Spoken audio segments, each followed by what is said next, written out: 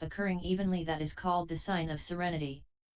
But the consciousness immediately before that 149 reaches that state by way of change in a single continuity, cfxxii.16, and so it is said that it makes way for the central state of equilibrium, which is the sign of serenity. And it is said that it enters into that state by approaching it through having made way for it. That is why in the first place purification of the way, while referring to aspects existing in the preceding consciousness, should nevertheless be understood as the approach at the moment of the first jhana's actual arising. 116. Secondly, when he has more interest in purifying, since there is no need to repurify what has already been purified, thus, it is said that he looks on with equanimity at the mind that is purified. And when he has no more interest in concentrating again what has already made way for serenity by arriving at the state of serenity, it is said that he looks on with equanimity at it as having made way for serenity. And when he has no more interest in again causing appearance of unity in what has already appeared as unity through abandonment of its association with defilement in making way for serenity, it is said that he looks on with equanimity at the appearance of unity. That is why intensification of equanimity should be understood as the function of equanimity that consists in specific neutrality. 117. And lastly, when equanimity was thus intensified, the states called concentration and understanding produced there, occurred coupled together without either one exceeding the other. And also the 5 faculties beginning with faith occurred with the single function, taste, of deliverance owing to deliverance from the various defilements. And also the energy appropriate to that, which was favorable to their state of non-excess and single function, was effective. And also its repetition occurs at that moment. 34. Now, all these 4 aspects are only produced because it is after seeing with knowledge the various dangers in defilement and advantages in cleansing that satisfiedness, purifiedness, and clarifiedness ensue accordingly. That is the reason why it was said that satisfaction should be understood as the manifestation of clarifying knowledge's function in accomplishing non-excess, etc., of states. 114. 118. Herein, satisfaction as a function of knowledge is called the end, since the knowledge is evident as due to unlooking equanimity, according as it is said, he looks on with complete equanimity at the mind thus exerted, then the understanding faculty is outstanding as understanding due to equanimity. Owing to equanimity the mind is liberated from the many sorts of defilements, then the understanding faculty is outstanding as understanding due to liberation. Because of being liberated these states come to have a single function, then the understanding faculty is outstanding as understanding due to development in the sense of the single function. 35, Paþis 2:25. 119. Now, as to the words and so he has attained the first jhana, of the earth-kasioa, 79. Here it is first because it starts a numerical series, 150. Also it is first because it arises first. It is called jhana because of lighting, upanijjhana, the object, and because of burning up, jhapana. Opposition, Paþis I 49. The disk of earth is called earth-kasioa, paþhavìkasioa, lit. Earth universal, in the sense of entirety. 36. And the sign acquired with that as its support and also the jhana acquired in the earth-kasioa sign are so called too. So that jhana should be understood as of the earth-kasioa in this sense, with reference to which it was said above, and so he has attained to the first jhana, of the earth-kasioa. 120. When it has been attained in this way, the mode of its attainment must be discerned by the meditator as if he were a hair splitter or a cook. For when a very skilful archer, who is working to split a hair, actually splits the hair on one occasion, he discerns the modes of the position of his feet, the bow, the bowstring, and the arrow. Thus, I split the hair as I stood thus, with the bow thus, the bowstring thus, the arrow thus. From then on he recaptures those same modes and repeats the splitting of the hair without fail. So too the meditator must discern such modes as that of suitable food, etc. Thus, I attained this after eating this food, attending on such a person, in such a lodging, in this posture at this time. In this way, when that absorption is lost, he will be able to recapture those modes and renew the absorption, or while familiarizing himself with it he will be able to repeat that absorption again and again.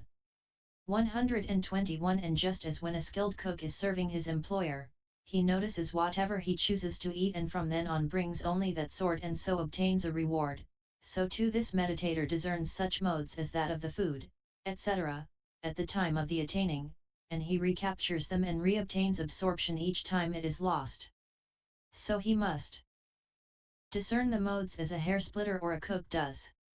122 And this has been said by the Blessed One, Paþis, suppose a wise, clever, skillful cook set various kinds of sauces before a king or a king's minister, such as sour, bitter, sharp, 151 sweet, peppery and unpeppery, salty and unsalty sauces, then the wise, clever, skillful cook learned his master's sign thus: today this sauce pleased my master, or he held out his hand for this one, or he took a lot of this one, or he praised this one, or today the sour kind pleased my master, or he held out his hand for the sour kind, or he took a lot of the sour kind, or he praised the sour kind, or he praised the unsalty kind.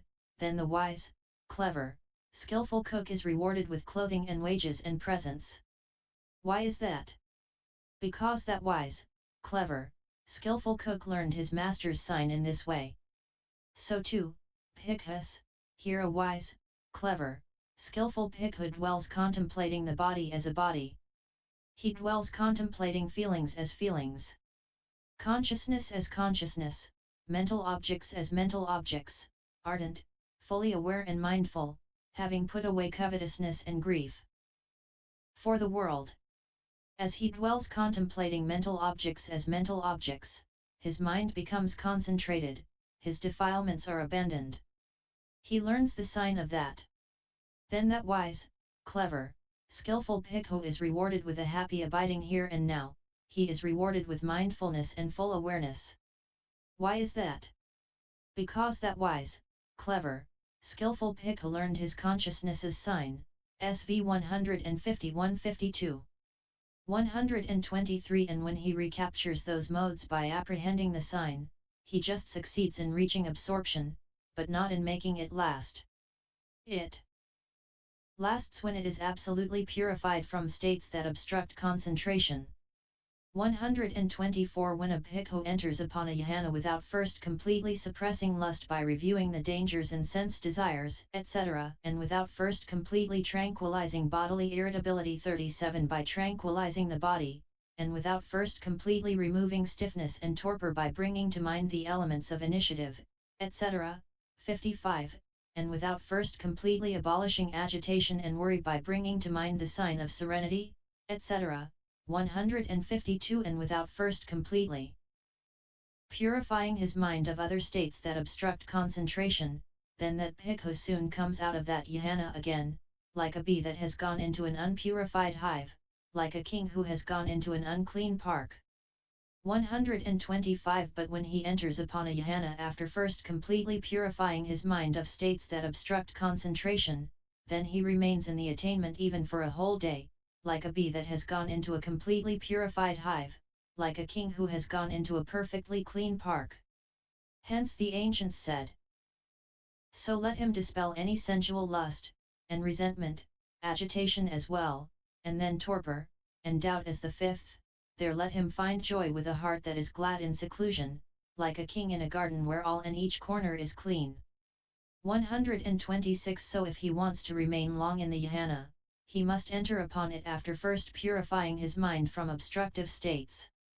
Extension of the sign In order to perfect the development of consciousness he should besides extend the counterpart sign according as acquired. Now, there are two planes for extension, namely, access and absorption, for it is possible to extend it on reaching access and on reaching absorption. But the extending should be done consistently in one or the other, which is why it was said he should besides extend the counterpart sign according as acquired. 127 The way to extend it is this. The meditator should not extend the sign as a clay bowl or a cake or boiled rice or a creeper or a piece of cloth is extended.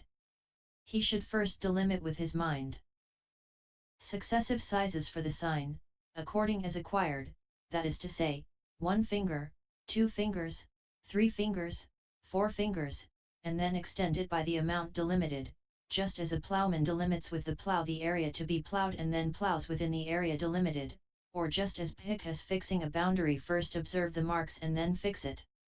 He should not, in fact, extend it without having delimited the amount it is to be extended by. After that has been done, he can further extend it, doing so by delimiting successive boundaries of, say, a span, a ratana, equals 2 spans. The veranda, the surrounding space 38 the monastery, and the boundaries of the village, the town, the district, the kingdom, and the ocean. 153 making the extreme limit the world sphere or even beyond. 128 just as young swans first starting to use their wings soar a little distance at a time, and by gradually increasing it eventually reach the presence of the moon and sun, so too when a bhikkhu extends the sign by successive delimitations in the way described, he can extend it up to the limit of the world sphere or even beyond. 129 then that sign appears to him like an ox hide stretched out with 100 pegs 39 over the earth's ridges and hollows, river ravines, tracts of scrub and thorns, and rocky inequalities, cm 3 105, in any area to which it has been extended. When a beginner has reached the first jhana in this sign, he should enter upon it often without reviewing it much.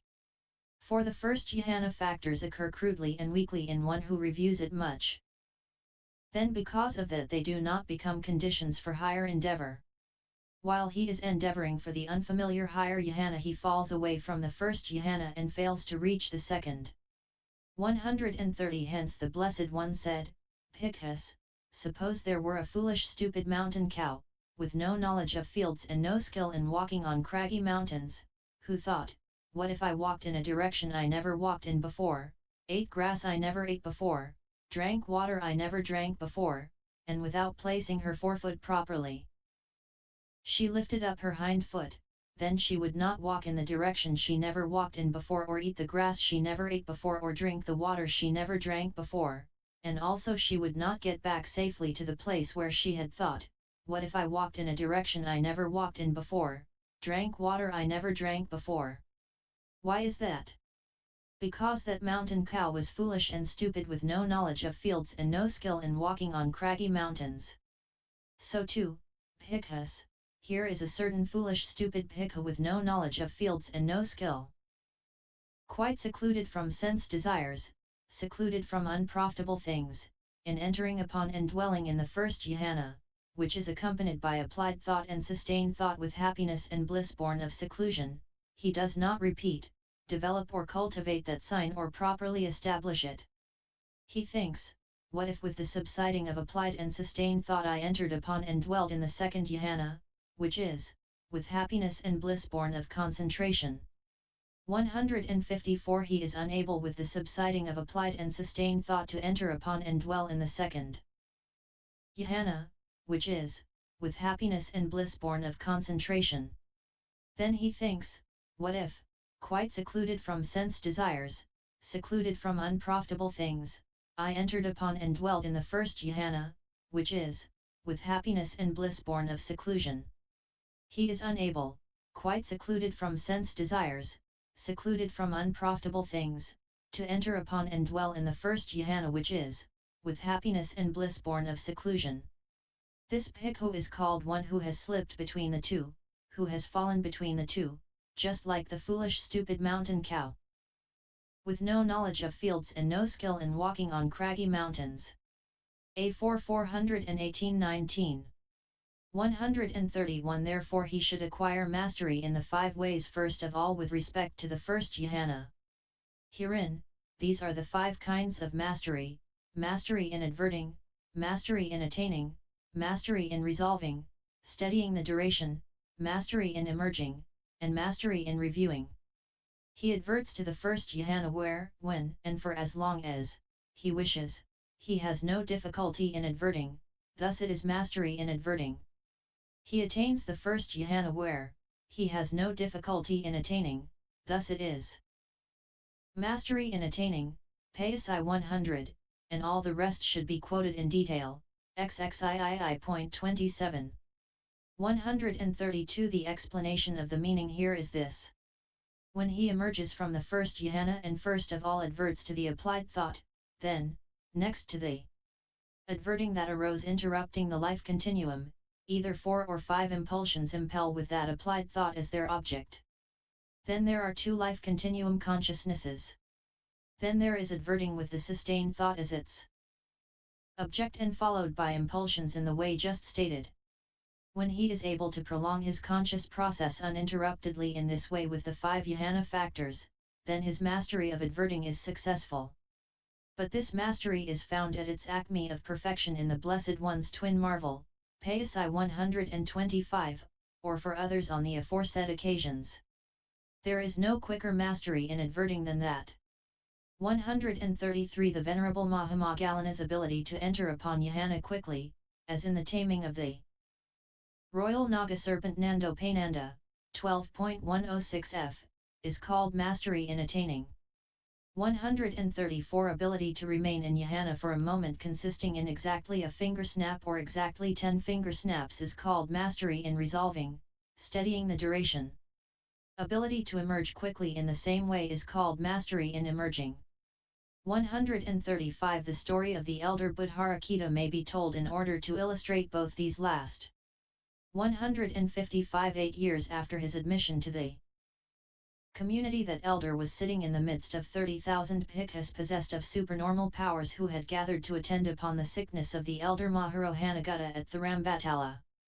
He saw a royal sopayoa, bird, swooping down from the sky intending to seize an attendant royal naga serpent as he was getting rice gruel accepted for the elder. The elder Buddharakkhita created a rock meanwhile, and seizing the royal naga by the arm, he pushed him inside it. The royal sopayoa gave the rock a blow and made off. The senior elder remarked, "Friends, if Rakkhita had not been there, we should all have been put to shame." 136 Mastery in reviewing is described in the same way as mastery in adverting, for the reviewing impulsions are in fact those next to the adverting mentioned there. 132. 137 When he has once acquired mastery in these 5 ways, then on emerging from the now familiar first jhana he can regard the flaws in it in this way. This attainment is threatened by the nearness of the hindrances, and its factors are weakened by the grossness of the applied and sustained thought. He can bring the second jhana to mind as quieter and so end his attachment to the first jhana and set about doing what is needed for attaining the second. 138 When he has emerged from the first jhana, applied and sustained thought appear gross to him as he reviews the jhana factors with mindfulness and full awareness, while happiness and bliss and unification of mind appear peaceful. Then, as he brings that same sign to mind as earth again and again with the purpose of